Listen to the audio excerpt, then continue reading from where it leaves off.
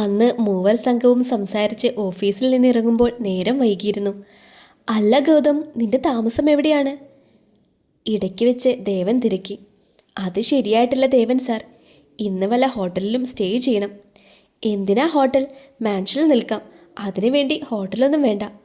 അത് സാറിൻ്റെ ഫാമിലിക്ക് പ്രശ്നമായാലോ? എന്ത് പ്രശ്നം? ഞാനാണതൊക്കെ തീരുമാനിക്കുന്നത്. ഗൗരി, ദേ ഗൗതമിന് നല്ലൊരു റൂം കാണിച്ചു കൊടുക്കണം. അതിനെന്താ? അവർ 3 പേരും മാൻഷനിലേക്ക് ചെന്നു. ഗൗരി, എവിടെയാ ഗൗതമിന് റൂം കൊടുക്കുക? ദേവൻ തിരക്കി. എൻ്റെ റൂമിൻ്റെ അപ്പുറമുള്ള റൂം കൊടുക്കാം. ദേവനൊന്ന് ഞെട്ടി. ഏയ്, അത് വേണ്ട. അതെന്താ? അത് വേണ്ട, തൽക്കാലം അനന്യയുടെ റൂമിൻ്റെ അടുത്തുള്ള റൂം ക്ലീൻ ചെയ്യാൻ പറ. സാർ, അതൊക്കെ ക്ലീൻ ചെയ്തിട്ടൊക്കെ വേണ്ടേ? ഇതാവുമ്പോൾ ഓൾറെഡി ക്ലീനാണ്. ഇവളെന്നെ കൊണ്ട് വടിയെടുപ്പിക്കും. എന്താ സാർ?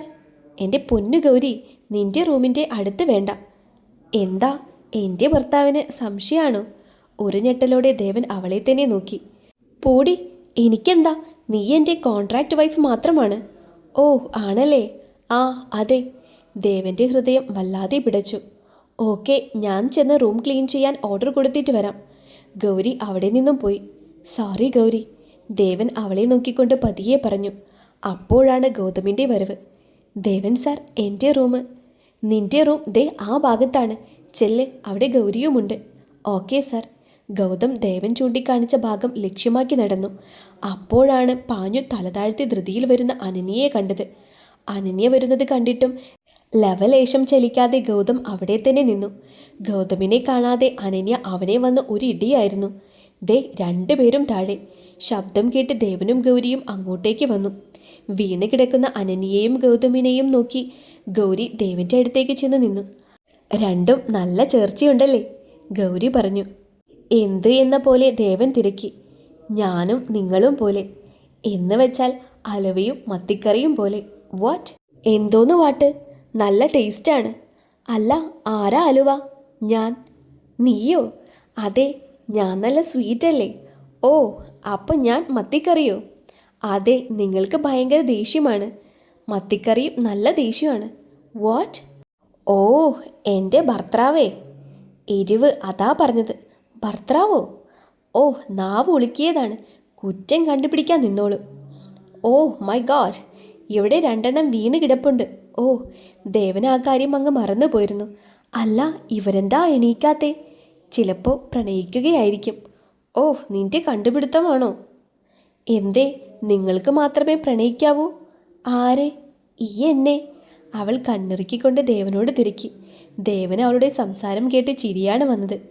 ഗൗരി പതിയെ അവളുടെ റൂമിലേക്ക് നടന്നു. പിന്നാലെ ദേവനും. വീണ് കിടന്ന 2 പേരും പിന്നീട് എപ്പോഴോ എഴുന്നേറ്റ് പോയി. നിങ്ങൾ എങ്ങോട്ടാ? ഗൗരി തിരക്കി. അല്ല, നീ എന്നെ വിളിച്ചത്? ഓ, അപ്പോൾ ഈ കോൺട്രാക്റ്റ് വൈഫ് പറഞ്ഞാൽ വരുമല്ലേ? വൈഫായി പോയില്ലേ? വൈഫല്ല, കോൺട്രാക്റ്റ് വൈഫ്. ദേവൻ അവളുടെ റൂമിലേക്ക് കയറി. ചുറ്റിലും കണ്ണോടിച്ചു. നീ എന്തിനാ ഇതൊക്കെ ഇപ്പോഴും സൂക്ഷിക്കുന്നത്? എൻ്റെ ആദ്യത്തെ വിവാഹമാണ് മിസ്റ്റർ. എൻ്റെയും. എന്നിട്ട് ഞാൻ ഇതിലൊന്നും വലിയ പ്രാധാന്യം കൊടുക്കുന്നില്ലല്ലോ. ശരിയാവും, പക്ഷേ എനിക്കതിന് പറ്റില്ല. എനിക്ക് എൻ്റെ ഭർത്താവ് ബന്ധം പിരിയും വരെ എൻ്റെ സ്വന്തമാണ്. ഓ. അനന്യയുടെ ശബ്ദം കേട്ട് ദേവൻ മുറിയിൽ നിന്നും പുറത്തേക്കിറങ്ങി. വേഗത്തിൽ തന്നെ ദേവൻ്റെ റൂമിലേക്ക് നടന്നു. ഇതുവരെ ഗൗരിയുടെ റൂം എവിടെയെന്ന് അനന്യയ്ക്കറിയില്ല. അറിഞ്ഞാൽ അവിടെയുള്ള ഫോട്ടോസുമെല്ലാം അവൾ കാണും. അത് വലിയ പ്രശ്നമാവും എന്ന് ദേവന് അറിയാമായിരുന്നു. കലിതുള്ളി അനന്യ നേരെ ദേവൻ്റെ മുറിയിലേക്ക് തന്നെയാണ് പാഞ്ഞു വന്നത്. ദേവാ! എന്താ അനന്യ? എന്നെ ഒന്ന് പിടിച്ചെഴുന്നേൽപ്പിക്കാതെ നീ അവളുടെ കിന്നാരം കേട്ട് നിന്നു അല്ലേ? എന്ത് കിന്നാരം? അവൾ ഓഫീസിലെ ഓരോന്ന് പറയുകയായിരുന്നു. എന്തായാലും നീ ചെയ്തത് തെറ്റാണ്. സ്വന്തം ഭാര്യയാകാൻ പോകുന്ന പെണ്ണ് മറ്റൊരു പയ്യൻ്റെ ദേഹത്ത് വീണ് കിടക്കുന്നത് കണ്ടിട്ടും ഒന്ന് മൈൻഡ് ചെയ്യാതെ. ലുക്ക് അനന്യ, ഇടയ്ക്കിടയ്ക്ക് ഈ ഭാര്യയാകാൻ പോകുന്നു എന്ന് പറഞ്ഞ് നടക്കേണ്ട ആവശ്യമില്ല. ആവുമ്പോൾ നോക്കാം. ഓ, അപ്പോൾ നിനക്ക് ഇപ്പോൾ എന്നെ വേണ്ട. ഒരു PA ആയി 2 ദിവസം അവൾ വർക്ക് ചെയ്തപ്പോഴേക്കും അവളുടെ പഞ്ചാരയിൽ വീണു അല്ലേ നീ? അതെ, ആണെന്ന് കൂട്ടിക്കോ. എന്തുകൊണ്ടും നല്ല സ്വഭാവമാണ് അവളുടേത്. ഇവനെന്താ ഇങ്ങനെയൊക്കെ പറയുന്നത്? അനന്യ മനസ്സിൽ പെരുപെരുത്തു. ഇനി ഇവൻ കൈവിട്ടു പോകുമോ? ഹഹാ, ഈ ദേവൻ്റെ ഒരു തമാശ. എനിക്കറിഞ്ഞൂടെ എൻ്റെ ദേവനെ. അങ്ങനെയൊന്നും ആ കോളനി പെണ്ണിൻ്റെ പിന്നാലെ പോകില്ല എന്ന്. ദേവൻ ടവലും എടുത്ത് ബാത്റൂമിലേക്ക് കയറി വാതിൽ വലിച്ചടച്ചു. അനന്യയുടെ മുഖം ദേഷ്യം കൊണ്ട് ചുവന്നു തുടുത്തു. എനിക്ക് മനസ്സിലാവുന്നുണ്ട് നിന്റെ സ്വഭാവത്തിലെ മാറ്റം. അവളെ കെട്ടി ജീവിക്കാമെന്നുള്ള മോഹം മനസ്സിൽ മുളയ്ക്കും മുന്നേ നിന്റെ താലി എൻ്റെ കഴുത്തിൽ ഞാൻ വീഴ്ത്തും. ദേഷ്യത്തിൽ തിരികെ റൂമിലേക്ക് ചെല്ലുമ്പോഴാണ് ഫയലുമായി ഗൗതം ദേവന്റെ റൂമിലേക്ക് വരുന്നത് അവൾ കണ്ടത്. അവൾ അവൻ്റെ അടുത്തേക്ക് ചെന്നു. ഗൗതമിൻ്റെ കയ്യും പിടിച്ച് വലിച്ചുകൊണ്ട് അവൾ ടെറസിലേക്ക് പാഞ്ഞു. എന്താ എന്താ നിന്റെ ഉദ്ദേശം? ഈ ഫയൽസ് ദേവൻ സാറിന് കൊടുക്കണം. ചി, അതല്ല ഇവിടെ വന്നതിനുള്ള ഉദ്ദേശം. എന്തിനാ അനന്യ വീണ്ടും വീണ്ടും ചോദിക്കുന്നത്? ഞാൻ വന്നത് എന്തിനാണെന്നും നിന്നെ ഇങ്ങോട്ട് വിട്ടത് എന്തിനാണെന്നുമുള്ള ഉത്തരം നിനക്കറിയാം. പിന്നെയും ചോദിക്കുന്നത് എന്തിനാ? ഓക്കെ, നിന്റെ ആ 50 ഏക്കർ ഞാൻ വാങ്ങിത്തരാം. നീ നാളെ പുലരും മുന്നേ ഇവിടെ നിന്നും പോകണം. ശരി, പോകാം. നാളെ പുലരും മുന്നേ തന്നെ. പകരം എനിക്കെന്ത് തരും? എന്ത് വേണം? എന്ത് തരും? ചി, ഞാൻ നിന്നെ സ്നേഹിച്ചു എന്നൊക്കെ ഉള്ളത് സത്യമാണ്. എന്ന് വെച്ച് ഈ വക വർത്താനമായി വരരുത്. എന്ത് വർത്താനം? ഞാൻ നിന്നോട് മോശമായി എന്താ പറഞ്ഞത്? നീ എന്താ ഉദ്ദേശിച്ചതെന്ന് എനിക്ക് മനസ്സിലായി. നീ എന്നെയല്ലേ ചോദിക്കുന്നത്? നീ ഇപ്പോൾ പറഞ്ഞ ആ ചി ഞാനിങ്ങ് എടുക്കുക. ചി, നിന്നെയൊക്കെ ആർക്ക് വേണം? നാളെ പോകണമെങ്കിൽ ആ 50 ഏക്കർ രാവ് പുലരും മുന്നേ എൻ്റെ പേരിൽ എഴുതി തരണം. ഏയ്, നീ വല്ലാതെ വിളച്ചിലെടുക്കരുത്, ചൂണ്ടിപ്പിടിച്ച കൈയുമായി അനന്യ പറഞ്ഞു. ആ കൈ വളച്ചുകൊണ്ട് ഗൗതം അവളുടെ കൈ തിരിച്ചു. എൻ്റെ ഉദ്ദേശം 50 ഏക്കറാണ്. അത് ഞാൻ തന്നെ വാങ്ങും. അതിനെനിക്ക് ഒരു ചാവാലിപ്പട്ടിയുടെയും ആവശ്യമില്ല. പിന്നെ ദേവൻ, അവൻ്റെ മനസ്സിൽ നീയില്ല. അവനെ കണ്ട് തുള്ളുന്ന തുള്ളൽ അങ്ങ് നിർത്തിയേരെ. നീയാണോ അത് തീരുമാനിക്കുന്നത്? ദേവൻ നീ എന്നെ സ്നേഹിക്കുന്നതിലും കൂടുതൽ സ്നേഹിക്കുന്നുണ്ട്. ഉണ്ടായിരുന്നു, ഇപ്പോൾ ഇല്ല. ഇപ്പോൾ ദേവൻ മറ്റൊരു പെൺകുട്ടിയാണ് സ്നേഹിക്കുന്നത്. മതി, നിനക്ക് വൈകിയിട്ടില്ല. എന്നെ സ്വീകരിച്ച് എൻ്റെ കൂടെ നിൽക്കാം. എൻ്റെ പട്ടി വരും. എന്നാൽ ശരി, മോള് പോയി വല്ല ബിസ്ക്കറ്റും നിന്നിരിക്കെ. ഗൗതം ഒരു പുച്ഛത്തോടെ അവിടെ നിന്നും പോയി. ഇവനിത് ഏത് പെൺകുട്ടിയെ പറ്റിയാവും പറഞ്ഞത്? ഗൗരിയാകുമോ? സംശയങ്ങൾ ഒരുപാട് അവളുടെ മനസ്സിലേക്ക് വന്നു. ഗൗരിയെ കണ്ട് തിരക്കാം. അല്ല, അവളുടെ റൂം ഏതാ? ഇത്രയുമായി ഞാൻ വന്നിട്ട് ഇതുവരെ അവളുടെ റൂം ഏതാണെന്ന് കണ്ടുപിടിച്ചില്ലല്ലോ.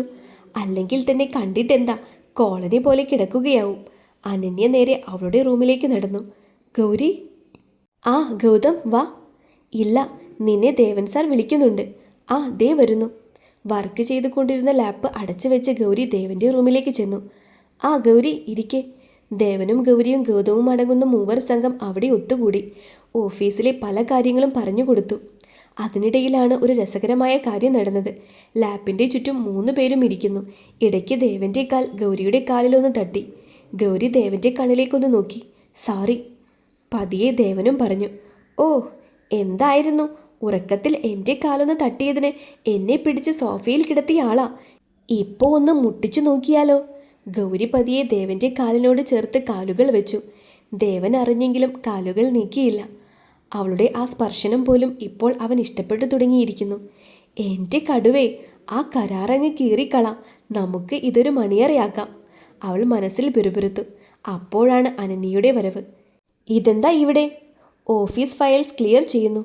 നീ എന്തിനാ വന്നത്? ഞാൻ ദേവൻ്റെ അടുത്ത് അല്പം നേരം സംസാരിക്കാൻ. ഇപ്പോൾ സമയമില്ല അനന്യ, നീ പോവാൻ നോക്ക്. ദേവാ, ഞാൻ പോവാൻ നോക്ക് അനന്യ, അല്ലെങ്കിൽ നീ ഇവിടെ എവിടെയെങ്കിലും അടങ്ങിയിരിക്കെ. അനന്യ ദേഷ്യത്തിൽ പുറത്തേക്കിറങ്ങി. ആ വാതിലൊന്ന് അടക്കാവോ മാഡം? ഗൗരി പറഞ്ഞു.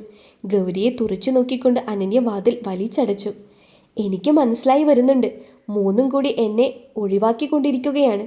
പിറ്റേന്ന് രാവിലെ തന്നെ അനന്യ കുളിച്ചൊരുങ്ങി ദേവൻ്റെ കൂടെ ഓഫീസിലേക്ക് ഇറങ്ങി. നീ എങ്ങോട്ടാ? ഓഫീസിലേക്ക് ഞാനും വരുന്നുണ്ട്.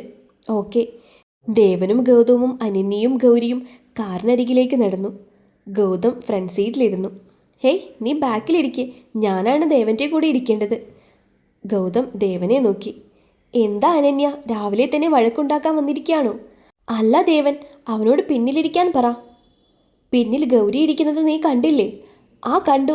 ജോലിക്കാർ പിന്നിലിരിക്കട്ടെ, അല്ലാതെ മുതലാളി ചമഞ്ഞ് ഫ്രണ്ടിലല്ല ഇരിക്കേണ്ടത്. നീ എന്തൊക്കെ പറഞ്ഞാലും ഗൗതം ഇവിടെ ഇരിക്കും. വേണ്ട സാർ, ഞാൻ പിന്നിലിരുന്നോളാം. ഏയ്, അത് വേണ്ട. പിന്നിൽ ഗൗരിയല്ലേ ഇരിക്കുന്നത്. അതിനെന്താ സാർ, ഞങ്ങൾ സെർവൻസ് അല്ലേ പിന്നിലിരിക്കേണ്ടത്. വേണ്ട ഗൗതം, നീ ഇവിടെ ഇരിക്കെ. ലുക്ക് അനന്യ, നിനക്ക് വേണമെങ്കിൽ നീ ബാക്കിലിരിക്കെ. ഒരു സീൻ ക്രിയേറ്റ് ചെയ്യാനാണേൽ വരണമെന്നില്ല. ദേവൻ എന്തിനാ തർക്കിക്കുന്നത്? നിനക്ക് എന്നേക്കാൾ വലുത് ഇവളാണോ? ഞാൻ ഗൗരിയുടെ കാര്യമൊന്നും പറഞ്ഞില്ലല്ലോ.